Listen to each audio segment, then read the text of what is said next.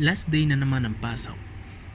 At gaya ng laging nasa isip ko kapag pauwi ng ganitong araw, makakabawi na naman ako ng kain sa ilang araw na pagpapanggap sa aking ginagawang pagdadayet. At dahil pagkain ang naglalaro sa isip ko, ay may bigla akong naalalang ads na napanood ko sa Facebook. People of the South, October 2, the grand opening in Calamba. For the grand opening, see you everyone. Once again, one. Kaya dumaan muna ako ng bangko para mag-withdraw. At dahil wala tayong cash, ay napag-withdraw tayo dito sa may Metrobank crossing. Kasi ating titikman white chicken. So punta tayo ng crossing. Doon daw kasi may white chicken, pero hindi ko alam kung saan banda sa may crossing. Pero check na lang natin. Magaling doon. Masyado kasi akong na-curious kung ano talaga ang lasa nun. At dahil galing tayo ng Middle East before, at so may taste daw yun ng biryani. Check natin kung ano ba talaga ang lasa ng white chicken.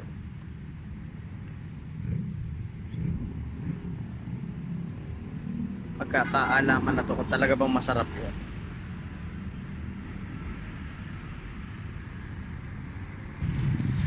At kahit nakakagutom ang traffic, ay kailangan tiyagain. At wala din naman akong magagawa dahil ganito kami sa Calamba. At ayun, nagpakita na ang logo niya. Sa logo pa lang, ulam na.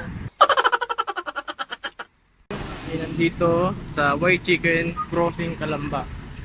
Pagdating ko sa shop, ay lalo akong nagutom dahil sa amoy na nanggagaling sa kanilang napakasolid na lutuan. At buti na lang, hindi ganun kahaba ang pila, kaya diretso agad ako sa loob. Pagpasok ko sa loob, ay lalo akong ginutom nang makita ko ang menu. Lalo na dahil na-miss ko nga ang biryani. Kaya di ko na inintindi ang price kasi baka mawalan pa ako ng gana kapag inisip ko pa. Kaya focus na lang ako sa gutom ko at sa kagustuhan na matikman ang chicken nila. Dahil medyo matagal nga umorder itong nauna sa akin, ay medyo na-curious ako kung ano ba ang meron dito sa loob ng shop. At nakita ko naman na comfortable din kumain dito. Sa susunod siguro pag inabot ng gutom dito sa Calamba ay baka mapadaan ulit. At sa wakas, andito na ako sa counter. Ito yung roasted biryani, free biryani rice. Isa lang.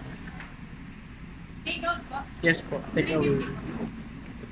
Tapos, gano'n kalaki yung sa garlic sauce nyo? Ito lang. Tapos 10 pesos siya. 15 po. Dito 10. Ipota na lang yan, sir. Paano yan? 10 pesos lang. Dito po, sir.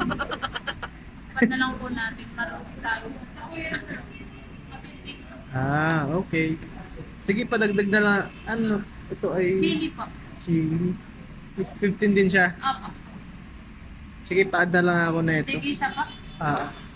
Yung mga meron ng one Meron free. na rin po. Sige, pa-add na lang.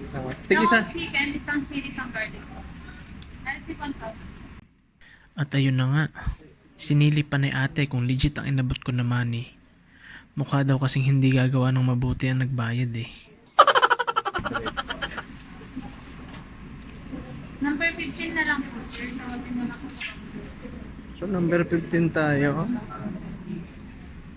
Palagay ko matagal-tagal pa to.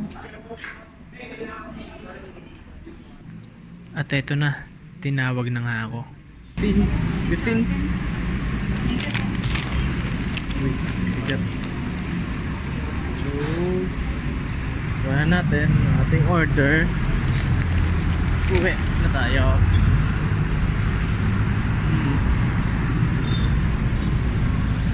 ko sana tikman yung pita bread kaso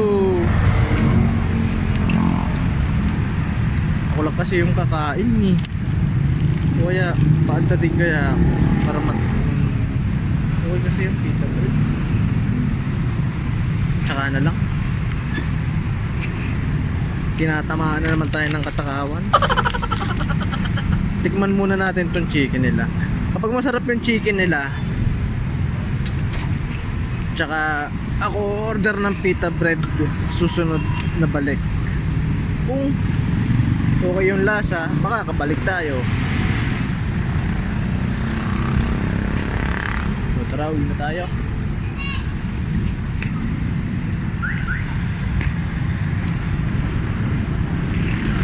A few moments later.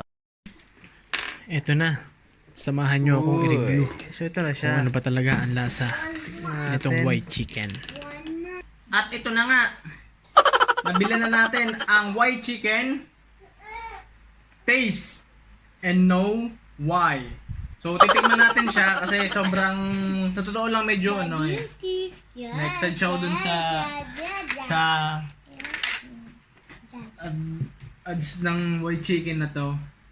So ito yung kanyang sauce, ito yung garlic sauce, ito yung chili sauce. So lagay natin. Try natin kung gaano, kung malasa ba yung kanilang sauce.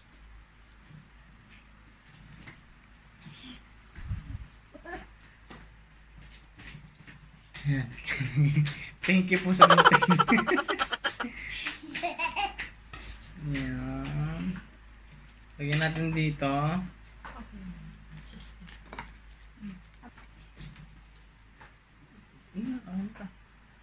Yan. Itong garlic. Pagsamahin na natin. Ganon din naman yun. Kakainin din. Uy. Totoo lang kaya ako talaga naalala tong white chicken na to. Bigla ako na-crave. Kasi madalas ko itong nakikita. Madalas itong lumalabas sa feeds ko sa Facebook. So since namimiss ko minsan yung lasa ng Eastern food, gaya ng biryani, ito yung may taste ng biryani daw. So ngayon so ito siya. Ito yan. Yan siya. Ito na siya. Tapos ito yung garlic sauce. Ito yung garlic sauce, ito yung hot sauce, chili sauce. Yan.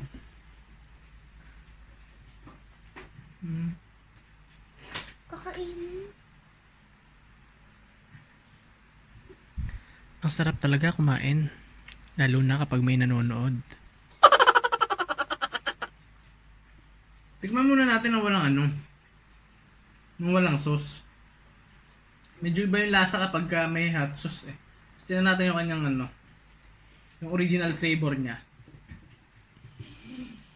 Mami. Tapos, meron din itong rice. May rice din siya.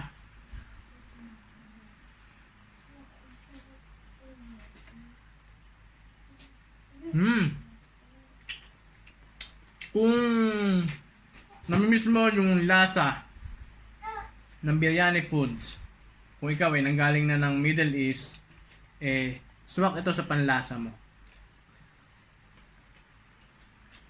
Masasabi ko na masusolve ko dito. Wow. So try naman natin itong may garlic sauce. Panalo din yung lasa ng garlic nila ha. In fairness. Malasa yung garlic. So hanggang dito na lang. At kung ayun na nga, kung namimiss mo ang Eastern food, kung namimiss mo yung mga pagkain ng Middle East, kung galing ka ng Middle East o kung saan man sa Middle East, kung namimiss mo ay try mo tong white chicken.